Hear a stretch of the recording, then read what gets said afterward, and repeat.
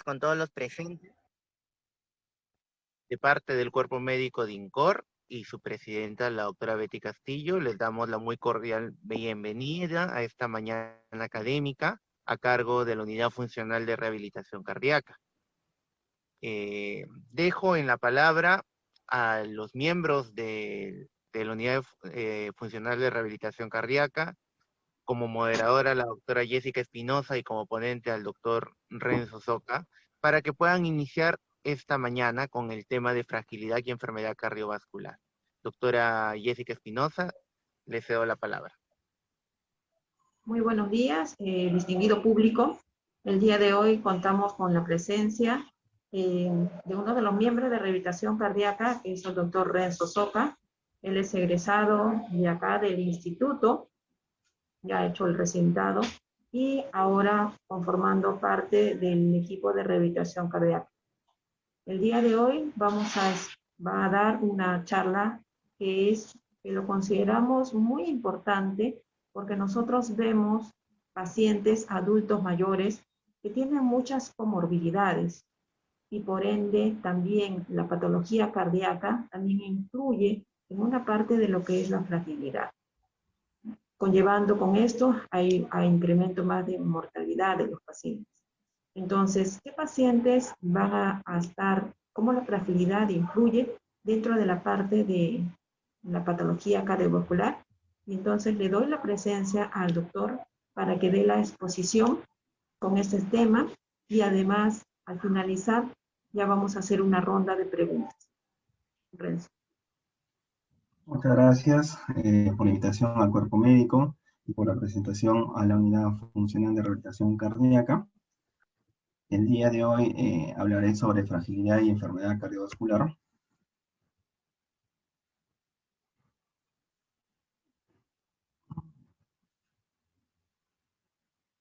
Un ratito. Creo que se colgó la posición. Un momentito, voy a volver a salir, ¿eh?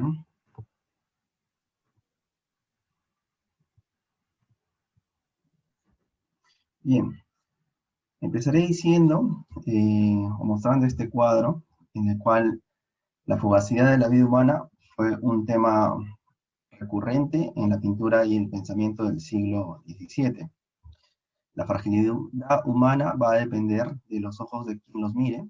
Aquí una muestra de ella en los ojos de Salvador Rosa durante la peste negra de 1656, que enlutó gran parte de su familia y pues esto nos da pie a la denominación de fragilidad humana en diferentes contextos, ¿no?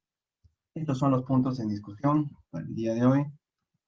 Empezaré diciendo que a nivel de Europa hay 4 millones de muertes por año por enfermedad cardiovascular, y siendo responsable la enfermedad cardiovascular en 46% de estas muertes en pacientes mayores de 75 años. Hay más ancianos y gracias a que hay una mejoría en la expectativa de vida. Los adultos mayores son más propensos a tener mayores comorbilidades y mayor fragilidad. La prevalencia se va incrementando con el paso de los años, por lo tanto, tenemos fragilidad en pacientes mayores de 65 años alrededor del 10%, llegando incluso hasta 40% en los mayores de 85 años y siendo mucho más frecuente en mujeres. La fragilidad deriva de una palabra en francés que significa poca resistencia. Esta fragilidad viene a ser una condición de la vulnerabilidad a los factores estresantes debido al deterioro de esta reserva fisiológica, la cual conlleva a un mayor riesgo de mortalidad. Largamente la fragilidad en estudios para predecir resultados adversos en cirugía cardíaca, y también hay estudios que demuestran asociación entre la fragilidad y enfermedad cardiovascular. Tanto es así que va a depender incluso de la patología, llegando a 20% de prevalencia en pacientes mayores de 65 años que ingresaban a una angioplastía, hasta 50 y 70% de adultos mayores hospitalizados por falla cardíaca descompensada. Una persona puede tener los 3 dominios que voy a presentar a continuación, y esto puede conllevar a cierto grado de confusión. La persona en cuestión podría tener fragilidad, que es lo que ya hemos comentado, pero también presentar comorbilidades, que es la presencia de dos o más condiciones médicas, asimismo de discapacidad, que viene a ser la dificultad o dependencia en la realización de actividades de vida diaria.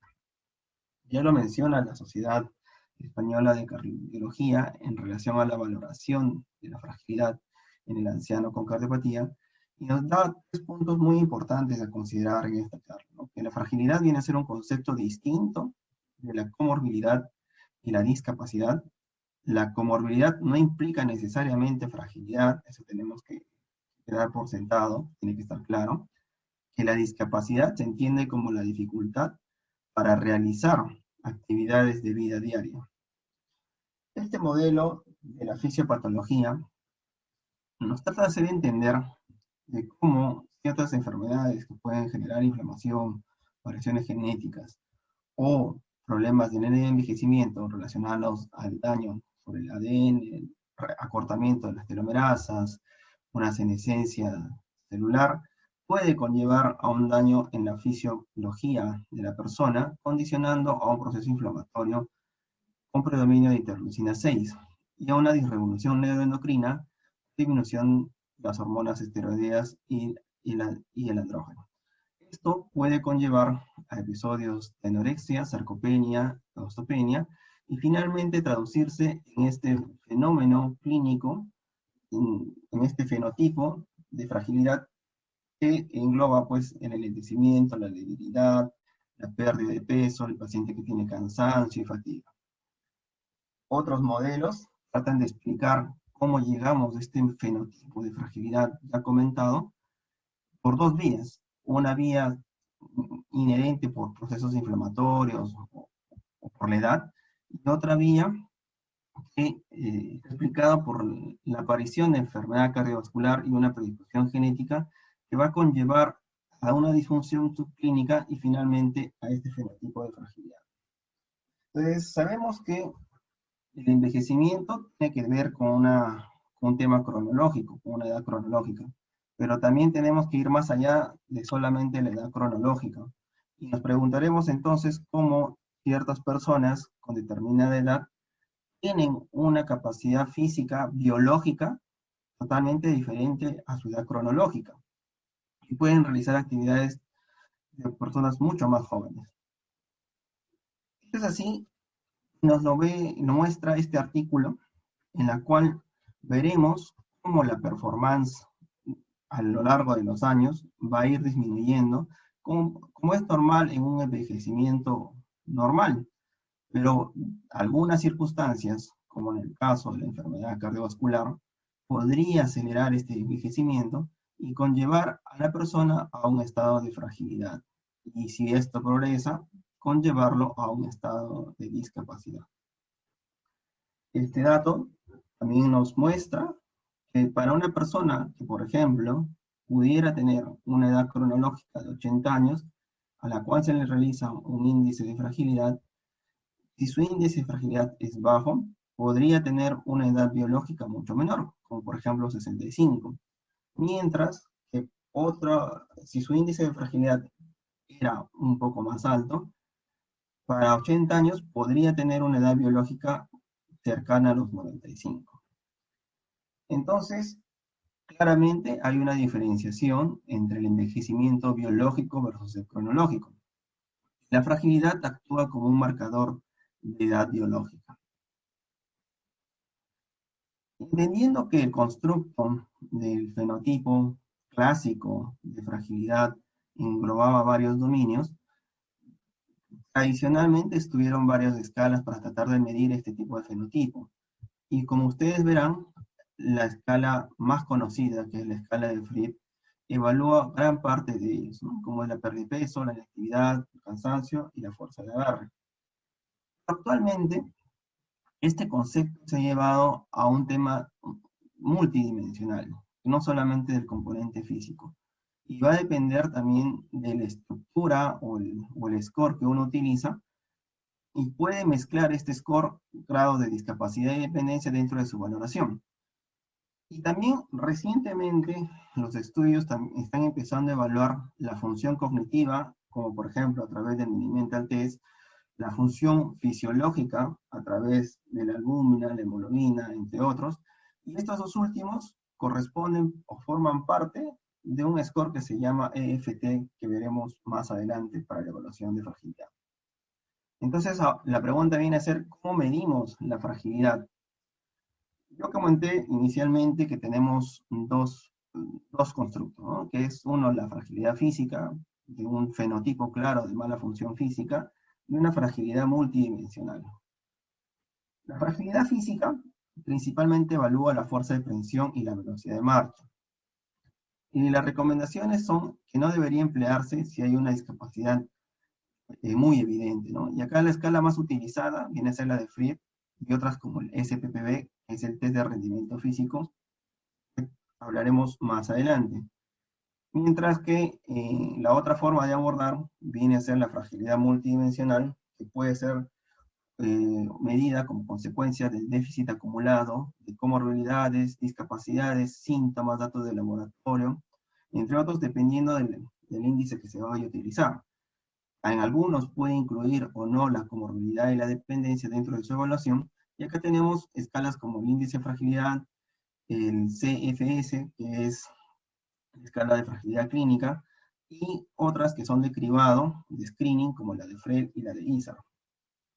¿Cuál vendría a ser entonces la aplicación? Las escalas basadas en fragilidad física sugiere que deben aplicarse a pacientes sin discapacidad establecida. Las escalas de fragilidad multidimensional pueden aplicarse en cualquier estadio de discapacidad, siendo mejores en aquellos que tienen discapacidad moderada severa. Y en los contextos agudos o críticos, son mejores las basadas en el juicio clínico subjetivo, y recalco ahí la palabra subjetivo, del personal sanitario. Esto no quita que más adelante, cuando el paciente esté estable, tenga que entrar a una valoración objetiva o previa al alta. Y entonces nos preguntaremos nosotros, ¿para qué o por qué medimos la fragilidad? Es que nosotros tratamos de predecir un beneficio y estimar el riesgo del procedimiento, como por ejemplo sucede en el caso de la decisión del TAVI. Largamente la evaluación en, en cirugía de tórax, en las revisiones, encontraron que dentro de la estratificación de riesgo preoperatorio, el STS y el Euroscore 2 eran una opción de evaluación de estos pacientes, pero no evaluaba de forma integral a los pacientes de alto riesgo y de edad avanzada. Y no podían medir esas reservas fisiológicas en estos pacientes prequirúrgicos. Y así surge que en adultos mayores y cirugías de alto riesgo, la evaluación de la fragilidad tiene que ser parte de la estratificación de este riesgo incremental frente a resultados potenciales adversos de la cirugía, y ya fueron considerados desde el año 2014 en las guías de valvulopatías.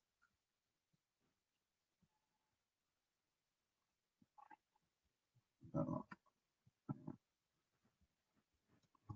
Me voy a acordar un momento.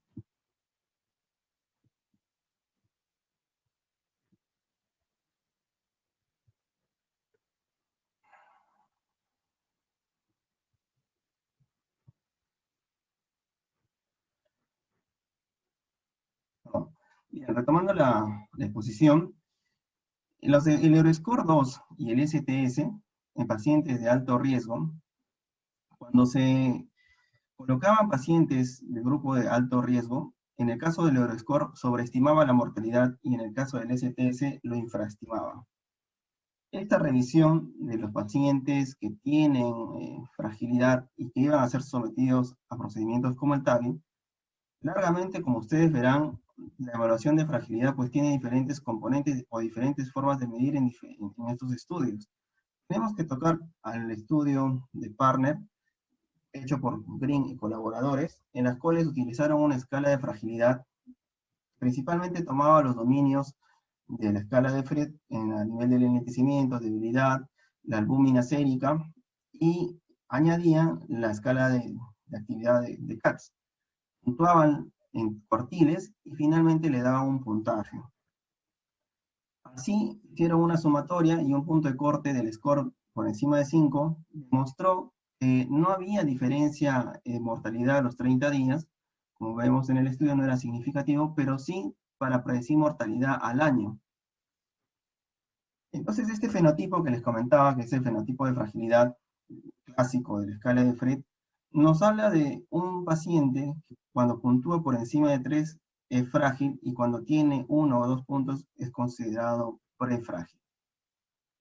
Los algoritmos en pacientes que tienen estenosis aórtica y que pueden ser considerados ATAEVI sugieren iniciar la estratificación con un test de velocidad de marcha de 5 metros por su alto valor predictivo negativo y su alta sensibilidad, mientras que el paciente es incapaz de tener una velocidad de marcha normal y por el contrario, ¿no? En el test medido demora más de 6 segundos, tendría que emplearse un score de fragilidad evaluativo más específico para determinar la presencia de fragilidad en este paciente. Tenemos que recordar que este test de velocidad de marcha tiene alto riesgo de mortalidad y morbilidad para su predicción. Es un test muy sencillo de realizar, en el cual se le solicita a la persona que camine a paso habitual en una distancia de 5 metros y se mide el tiempo recorrido. Afiliar y colaboradores en este estudio lo que nos muestran es que justamente cuando trataron de correlacionar la velocidad de marcha lenta versus el STS, no había correlación en ninguno de los valores, tanto si sea alto, o si era marcha lenta, o si era una marcha normal. ¿Por qué? Porque tenían mediciones totalmente diferentes, evaluaban cosas distintas. Pero sí era complementario la evaluación, y era de tal punto que en cualquier nivel de STS podía incrementar en los pacientes que tenían marcha lenta, triplicar el riesgo de mortalidad.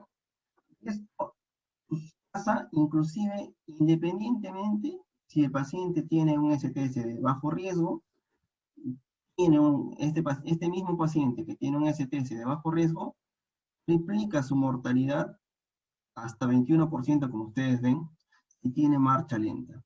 Imaginemos entonces qué sucede en el paciente con STS de alto riesgo.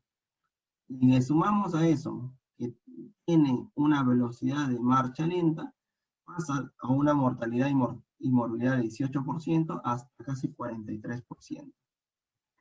En este otro estudio, con una cohorte de 1020 pacientes tributarios a cambio de válvula aórtica o TAVI, con una media de 82 años, en la cual se trataron de valorar diferentes escalas de fragilidad para determinar cuál era la más sensible y la más específica para predecir, encontraron que el EFT fue el mejor predictor de mortalidad al año, con un OR de 3.72. Además, fue el mejor predictor de empeoramiento de discapacidad al año y de muerte a los 30 días.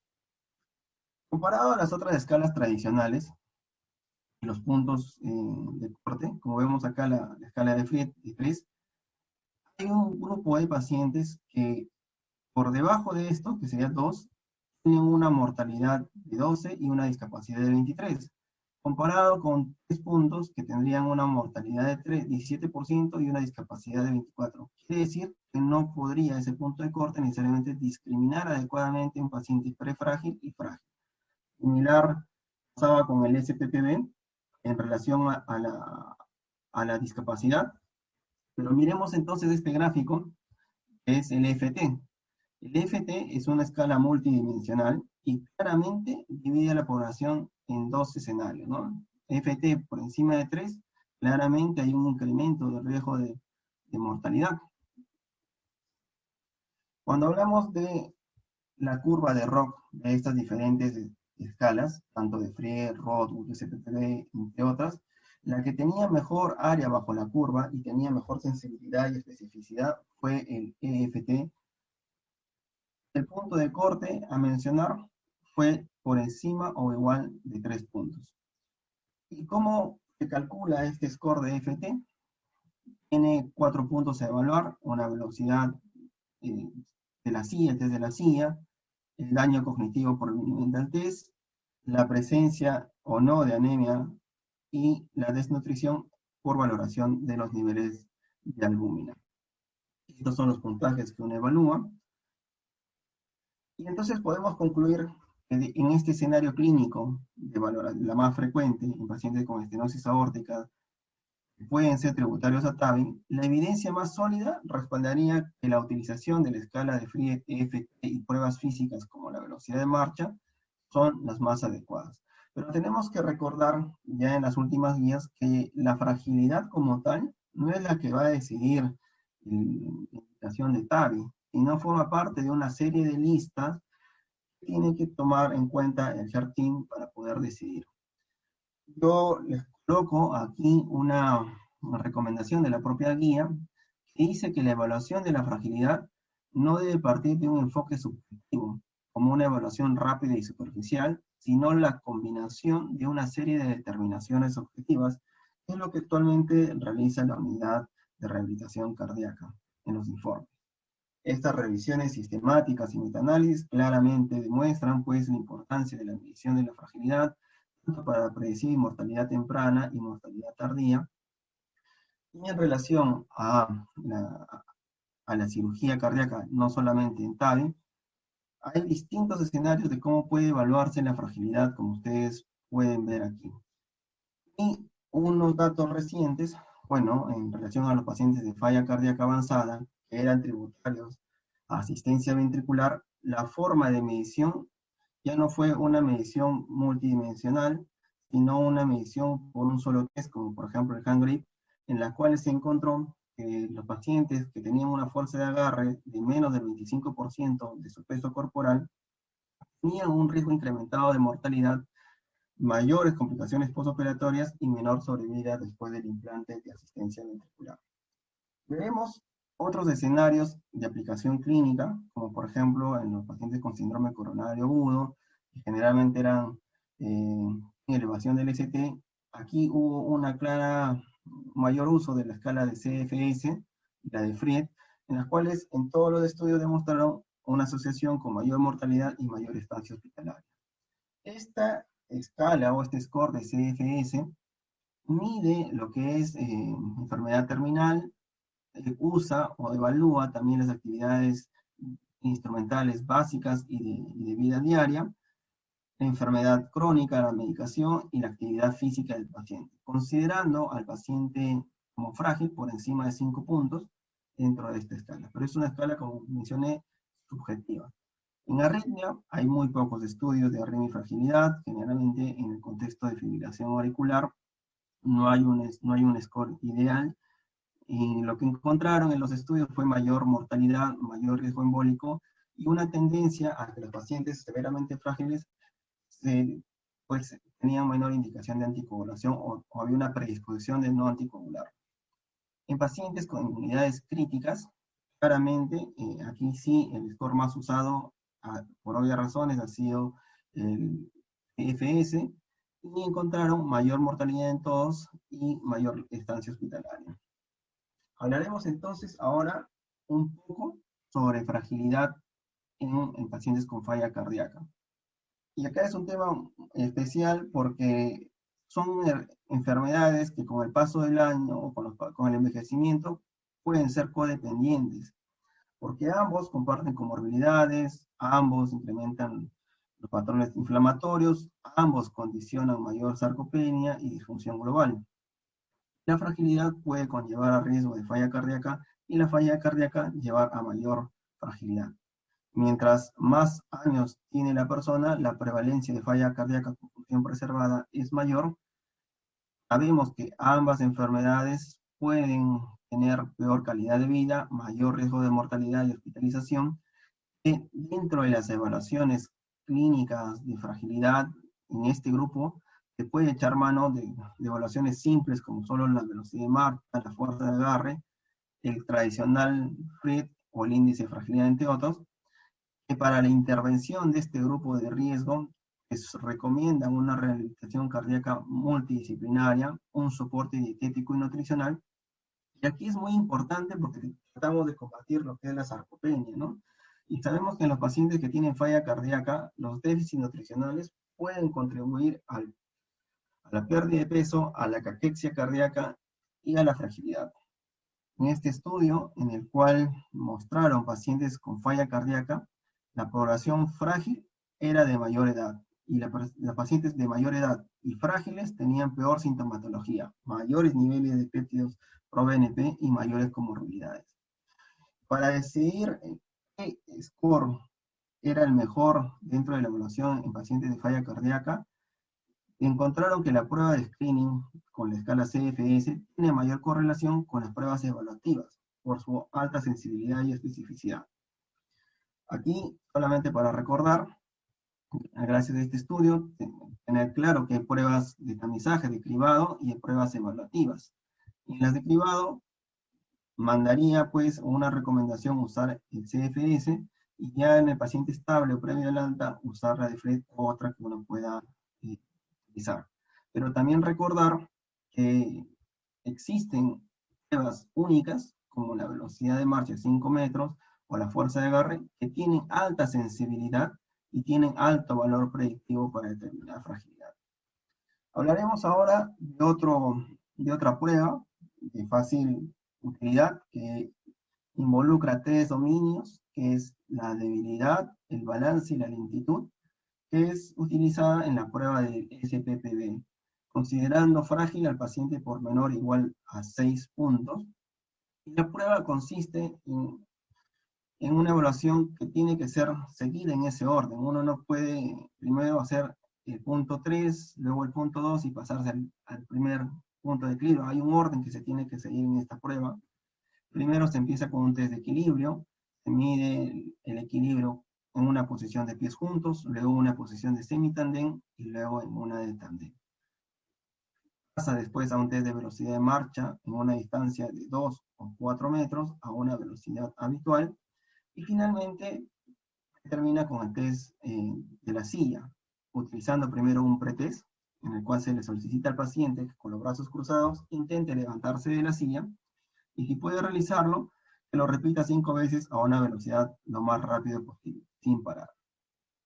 Esto determina unos puntajes, y esta prueba recientemente fue considerada en otro estudio que se llama Rehab Heart Failure, en el cual utilizaron esta prueba, el SPPB, y le sumaron el entrenamiento de caminata, cuánto podía caminar la persona, y lo dividieron en 4 niveles, siendo el nivel 1 el más bajito, y el nivel 4 el de mejor condición.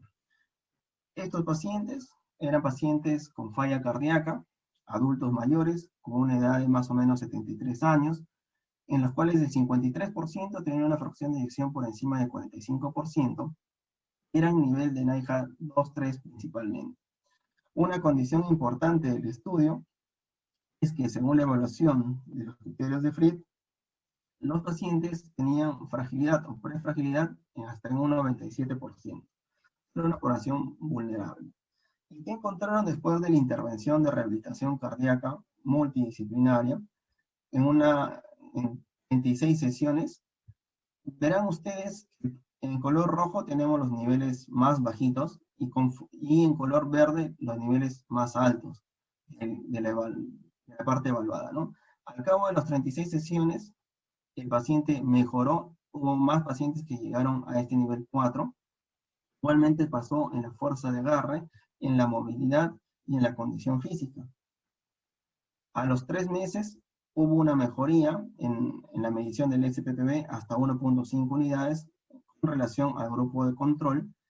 Vieron claramente que había una diferencia significativa cuando se incrementaba 0.5 unidades en el control. También hubo una mejoría en la distancia de caminata de 6 minutos en 34 metros, una mejoría en nivel de calidad de vida evaluada por Kansas, una disminución en los episodios de depresión.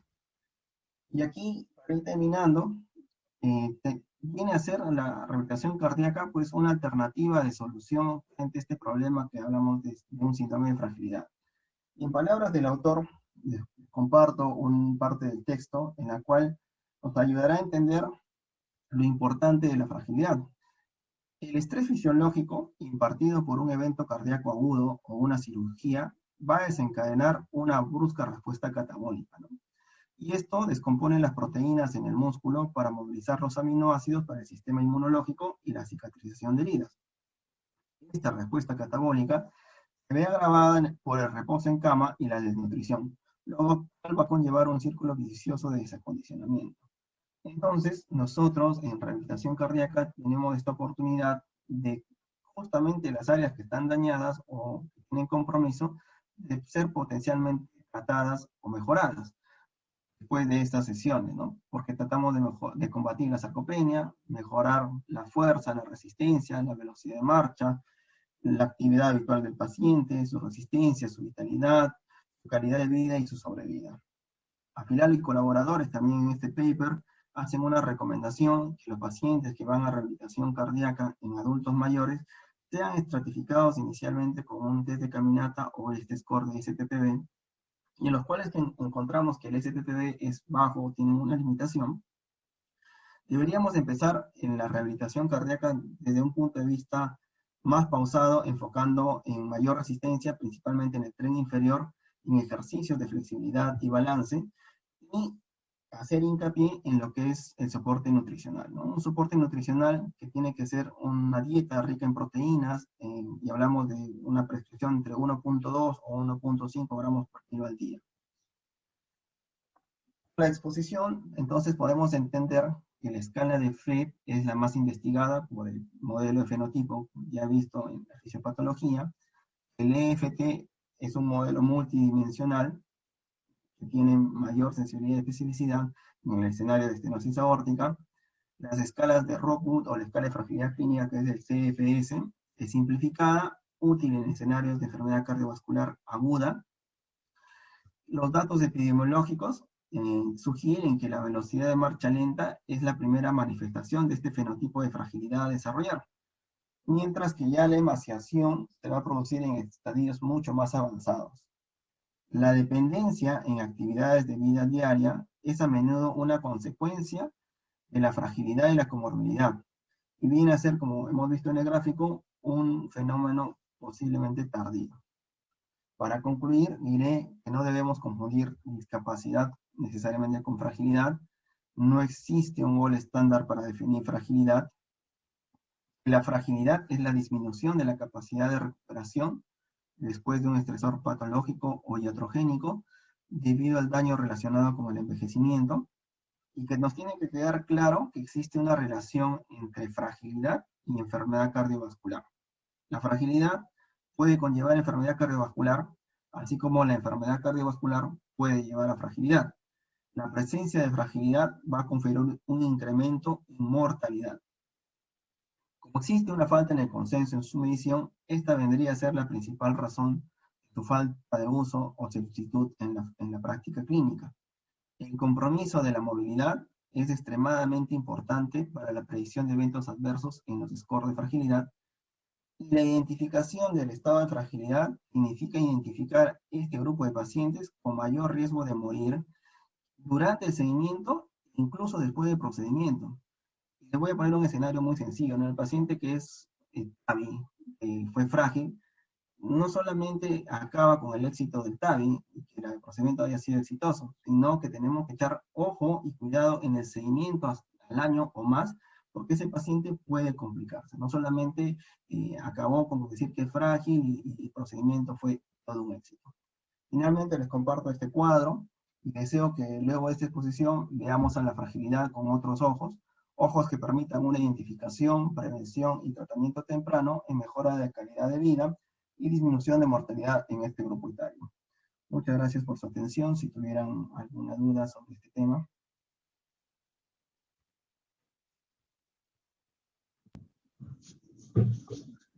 Muchas gracias, doctor Renzo, por la exposición. Es una excelente posición donde ha incluido tanto los pacientes con estenosis aórtica con los pacientes de falla cardíaca. Y una pregunta que yo sí quisiera preguntar es, en los pacientes con falla cardíaca, ¿no? Que quizás salen un score de... ¿Qué score de los que detalla la literatura es mejor ya para hacerle a estos pacientes? Okay. La falla cardíaca, en el screening, cuando viene el paciente en la unidad de cuidados agudos, el CFS es el que está reportado clásicamente, ¿no? El que tiene mayor estudio por su sensibilidad y especificidad. Una vez que el paciente ya esté compensado, ahí tenemos varias escalas, ¿no? Dentro de ellas, el tradicional FRED, que también el artículo lo muestra, está el índice de fragilidad, pero también podemos usar pruebas individuales, ¿no? En estas pruebas individuales está la velocidad de marcha, como predictor, y el hand grip. Como ustedes habrán visto en la exposición, inclusive este hand grip en los pacientes de falla cardíaca avanzada también fue un predictor de pacientes que iban a ir a asistencia ventricular por su alto valor predictivo negativo. Como mencioné también en las conclusiones, tenemos varias formas de medir y a lo largo de todos estos años pues ha habido diferentes estudios de cómo evaluar la fragilidad. Pero en falla cardíaca, para resumir, el CFS para el ingreso del paciente y el alta sería el FRED, el SPPD y la velocidad de marcha. Ya, muchas gracias. Con el auditorio presente, a ver si tienen alguna pregunta para el doctor Renzo.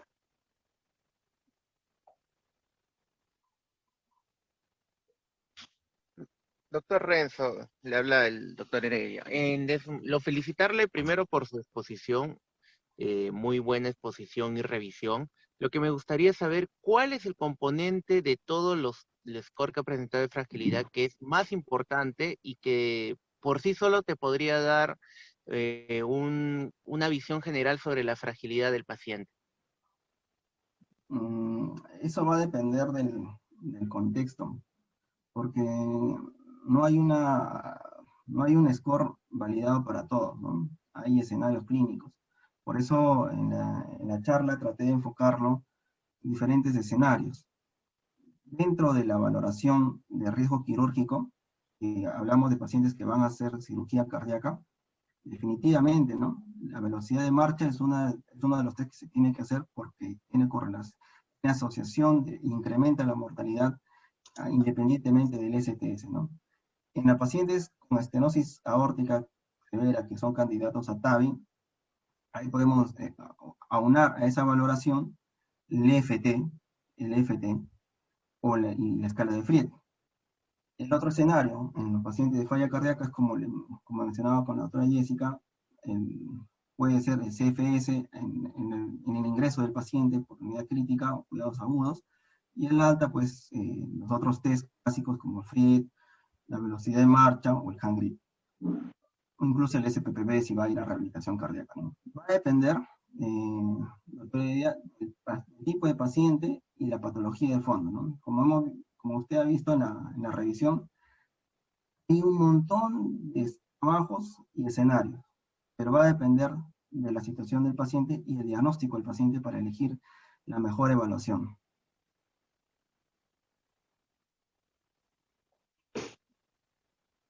Ya. Muchas gracias, Renzo, por la intervención. Y el público, quizás otra pregunta más. En los pacientes que quizás les sale el ítem de prefrágil, ¿qué podemos hacer a ellos y en cuánto tiempo podemos mejorarle su capacidad para pasarlo a que no sean no frágiles, ¿no? Y que con esto pueda tener una mejor expectativa del procedimiento. En los estudios ahí dice que qué podemos hacer con estos pacientes en los prefrágiles, ¿no? Porque es un grupo quizás un poco intermedio, ¿no? No hay un punto de corte exacto, doctora, en la cual tengamos un consenso en esperar 2 meses, 3 meses, no hay un punto exacto, ¿no? Eso lo va a determinar la misma patología, la misma clínica del paciente, si va a tolerar esperar tanto tiempo, corregir esto, ¿no? Y recordemos que la prefragilidad es un concepto determinado por Fried. No existe prefragilidad evaluada por EFT.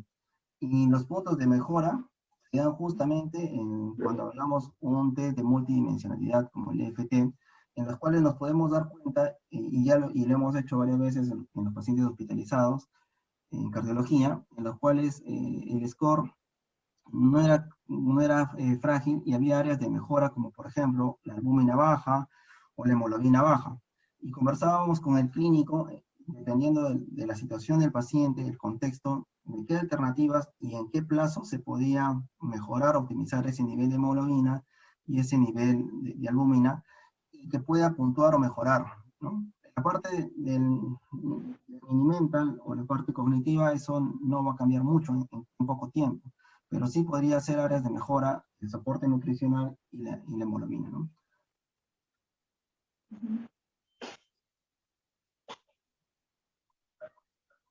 Okay.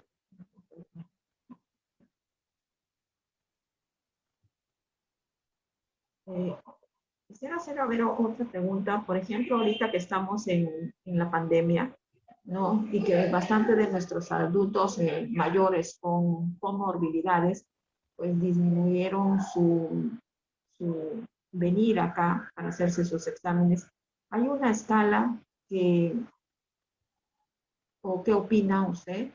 Si deberíamos hacerlo a estos pacientes en general, o sea, no para una intervención, sino que quizás el paciente que tenga cardiopatía, que tenga mayor de 65 años, hay una escala que nos predice para hacer una intervención. Ok. Lamentablemente la pandemia nos ha obligado a que todas nuestras actividades que eran presenciales, tratarlas de llevar a la virtualidad. Y justamente dentro de la virtualidad hay un límite de qué cosa podemos evaluar y hay riesgos en algunas de las pruebas que se pueden caer. Y justamente la recomendación en este tipo de pacientes que hacemos la virtualidad podrían ser escalas de fragilidad que sean un poco subjetivas o por cuestionarios, ¿no? Y hay cuestionarios tan sencillos como 4 o 5 preguntas como las de Frail que podrían ser utilizadas. Pero la recomendación general de las guías viene a ser que cuando sea posible y sea factible, tener una evaluación objetiva, ¿no? Porque a veces, incluso en la misma evaluación de Fried, dentro del constructo, hay dos que son las de cansancio, de fatiga, que son subjetivas. Y entonces las guías claramente recomiendan que sea lo más objetiva posible en la valoración para poder decidir y generar un pronóstico. Entonces, si tenemos un programa virtual o tenemos que hacer una evaluación de fragilidad de forma virtual, podríamos hacer uso de screening o de cuestionarios de fragilidad como de FRAME, pero cuando ya decidimos tomar una decisión, es mejor citar al paciente y hacerle pruebas objetivas, ¿no? Y esas pruebas objetivas finalmente van a ser dependiendo de la patología clínica, ¿no?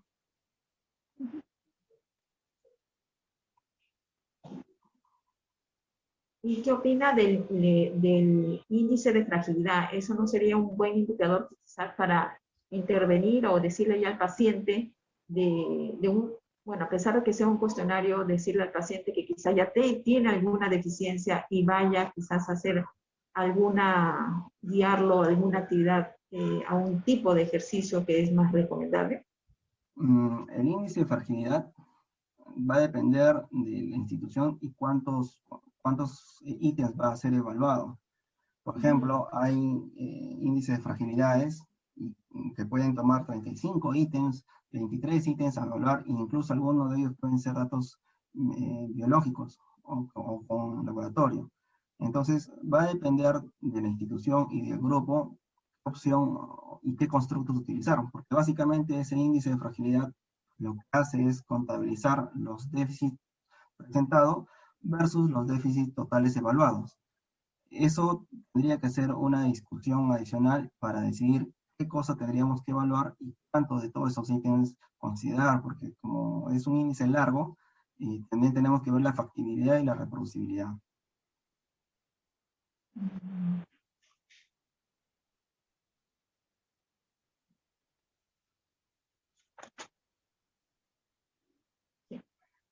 Con el público presente, ¿tienen alguna pregunta?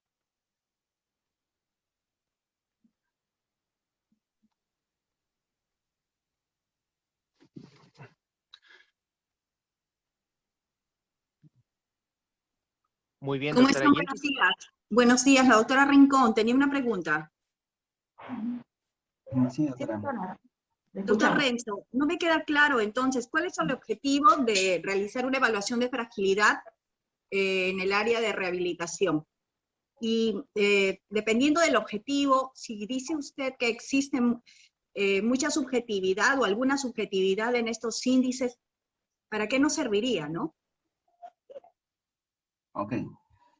Cuando hablamos de fragilidad, hay índices que son evaluativos de screening. Por eso las guías o las recomendaciones son generales que dicen que cuando el paciente ya esté apto, pasar a evaluaciones objetivas. Eso no quita que en un escenario agudo podamos utilizar evaluaciones de fragilidad que sean por preguntas o cuestionarios. O el SFS, que es largamente usado en falla cardíaca y en unidades de cuidados críticos. No es que no sirva, no es que el contexto del paciente así lo amerita. Y ya cuando sale de alta o ya cuando el paciente esté estable y queremos ver esa mortalidad, tenemos que usar datos objetivos y scores más objetivos, como yo les he presentado, ¿no? Como el EFT, la fuerza de agarre. En la fuerza de agarre no hay dato objetivo. En el SPPB tampoco hay un dato subjetivo, es un dato objetivo. Entonces, para tener en consideración, ¿no? Hay evaluaciones que son de screening, que algunas de ellas pueden ser subjetivas, sí, que tienen necesidad de ser hechas en un contexto agudo, correcto. Pero una vez estabilizado, tienen que ser hechos como evaluaciones objetivas. Eso tiene que quedar claro. Y lo segundo, en el paciente que va a rehabilitación cardíaca, hay varias evaluaciones como el SPPB que justamente trata de determinar el balance. Y le doy un ejemplo adicional, ¿no? Y tradicionalmente en los programas de rehabilitación cardíaca, pacientes que eran adultos mayores tienen cierto grado de limitación al andar, tienen problema de equilibrio, tienen riesgo de caída. Y entonces, este miedo, que es un miedo clásico compartido en varios centros de rehabilitación cardíaca, impedía que ingresaran a un programa de rehabilitación tradicional, porque el programa de rehabilitación tradicional involucraba los ejercicios de resistencia, involucraba ejercicios en faja, que es una trotadora, o en un cicloergómetro. Entonces, ¿para qué medimos, y gracias por su pregunta, escala de fragilidad en un paciente que va a rehabilitación cardíaca? ¿No? Para justamente identificar a ese grupo que tiene problemas en el equilibrio, que tiene problemas en la resistencia y que tenemos que abordar el inicio de la rehabilitación cardíaca de una forma más lenta y progresiva. Nuestro objetivo no será inicialmente mandarlo a faja. Este paciente tendrá que primero tener ejercicios de resistencia del tren inferior, fortalecer la parte de las piernas, hacer ejercicio de resistencia, tener control postural para ser independiente. Cuando uno es independiente, que es algo que limita la calidad de vida de estos pacientes, pues no puede pararse, y al no poder pararse no es independiente de sus actividades de vida diaria. Y obviamente eso lo genera un desmedro al paciente. Entonces, los ejercicios en esta etapa inicial en rehabilitación cardíaca buscan justamente eso, fortalecer los miembros inferiores, tener mejor resistencia, para que después, cuando el paciente esté apto, poder pasar a un programa habitual. Es más, para ahondar en su pregunta, teniendo en cuenta que el paciente es frágil y está relacionado a sarcopenia, la sarcopenia como parte del constructo de fragilidad, estos pacientes tienen que tener mayor apoyo en la parte nutricional. Es por eso que se tienen que ser evaluados. No sé si tuviera alguna duda más, doctora Rincón. En realidad no estoy de acuerdo con el valor que le están dando a la evaluación de fragilidad, ¿no? Yo creo que la evaluación de fragilidad nos sirve como pronóstico, básicamente, para trabajar el preoperatorio y para evaluar cómo va a ir o lo que esperamos en un paciente en el posoperatorio, en este caso adulto mayor y un paciente con patología cardíaca. Y lo segundo que quería preguntarle es, si bien el paciente va a tener una evaluación diferente posoperatoria, ¿para qué le hicimos la evaluación preoperatoria? ¿No? ¿Qué es lo que no veía? No veo la relación, ¿no? Y lo otro, un paciente independiente puede ser frágil, según lo que usted ha expuesto. A ver, ¿O no hay la la posibilidad de evaluación que un paciente preoperatoria, independiente sea frágil? la evaluación preoperatoria, como dije, doctora, tiene un objetivo de tratar de, no todos los pacientes tienen que hacer fragilidad, creo que eso tiene que quedar claro, ¿no?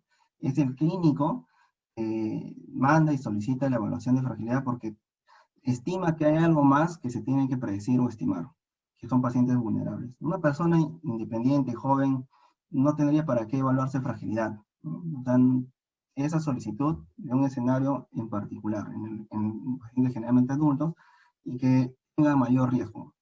Obviamente, que no a todos se les tiene que hacer fragilidad previa a la cirugía. Y como comentaba, ¿no? Entender la fragilidad que evalúa en ese grupo, en ese pequeño grupo de pacientes, ese objetivo, doctora Rincón, es tratar de optimizar y preparar un mejor escenario para que pueda ser intervenido.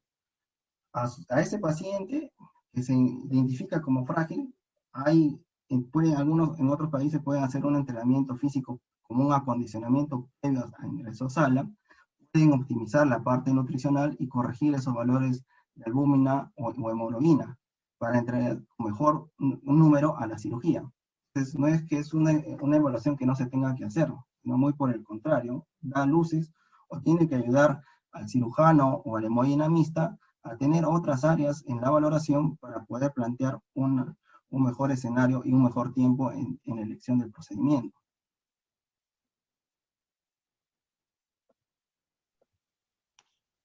Sí, muchas gracias, Renzo. Bueno, nosotros hacemos el estudio de lo que es la fragilidad, porque es un complemento más de la parte de tanto de cierta ítem de pacientes, como son los pacientes con estenosis aórtica, porque está dentro de las guías. Entonces, nos da, como dice Renzo, nos da realmente una ayuda, ¿no? Y es parte del complemento más de los ítems que también es para evaluación del paciente. En el otro ítem es los pacientes con falla cardíaca, ¿no? Los pacientes con falla cardíaca, bien es cierto, también tienen otras comorbilidades. Esto ayuda a que con la intervención, parte de rehabilitación, ya pueda quizás tener una tolerancia un poco más al ejercicio y que hagan también sus actividades de la vida diaria, que eso es parte de lo que nosotros realizamos. No sé si tienen alguna pregunta, otra pregunta Jessica, más. creo que por aras del tiempo vamos a cortar la reunión acá. En nombre del cuerpo médico, agradecer la participación de la Unidad Funcional de Rehabilitación Cardíaca en estas semanas de charlas para los integrantes del cuerpo médico, invitados, y de parte del Comité de Educación Médica Continua del cuerpo médico, agradecemos la participación de todos ustedes. Tengan buen día, muchas gracias, hasta luego. Gracias Muchas por la gracias. Hasta invitación. luego. Gracias por su presencia. Hasta luego.